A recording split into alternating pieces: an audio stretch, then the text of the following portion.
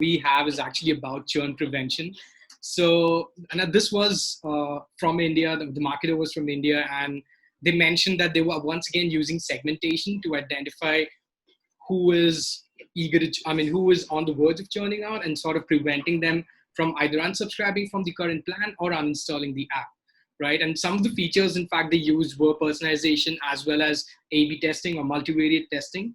And the conversion event that they actually tracked to make sure whether users are actually not churning was the same subscription upgraded and subscription renew, right? And you can see the CTR in conversion rates, but once again, some of the other channels that they have used apart from push notification is email, right? So Shivangi, what is your take on this campaign?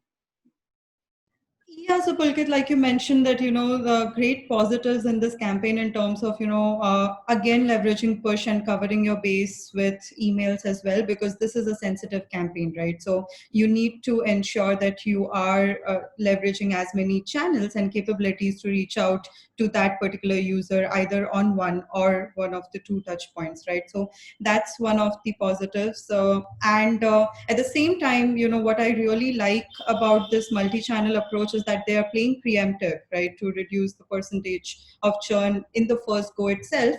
Even segmentation is good because they're running this on inactive user base, I would assume, right? So which is where they're actually targeting the right audience type. So we have covered targeted messaging as the second point here.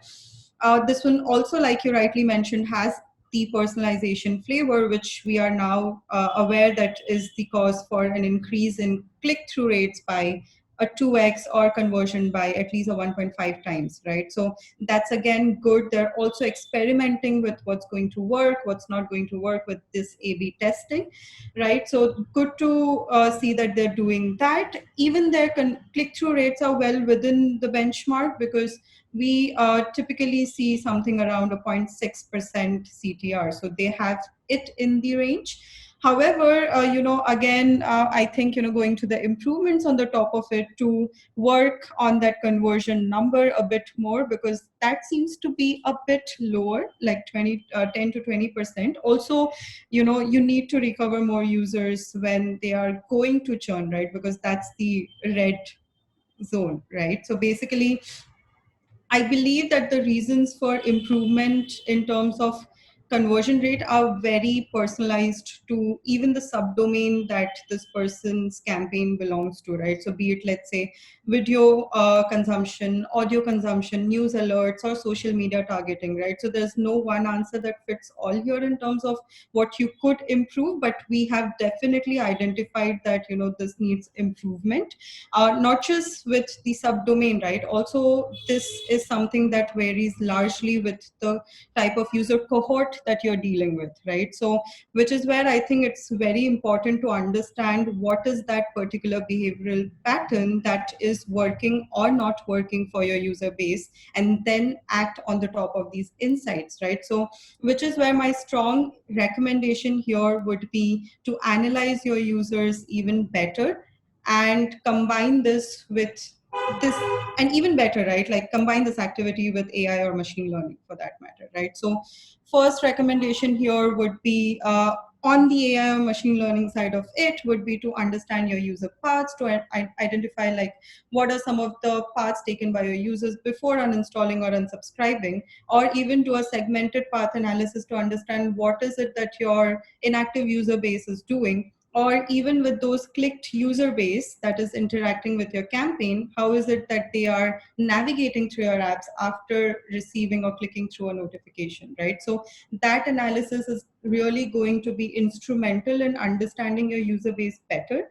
Number one. Number two, what you could also do is, pick out some of these users and basically do an RFM analysis to understand who are my least recent, least frequent, and least likely to convert or subscribe users, right? And again, preempt it even better, like take it a step further to preempt a possibility of this segment that is in the red zone from churning altogether, right? So that's the second analysis that we could put in play here. Third could be, since there's already a flavor of A/B testing, given the sensitivity of the campaign, we cannot wait longer to experiment with these versions. So why not use the flavor of AI again and let machine learn in real time, optimize, and then send out a better performing variant in that campaign itself.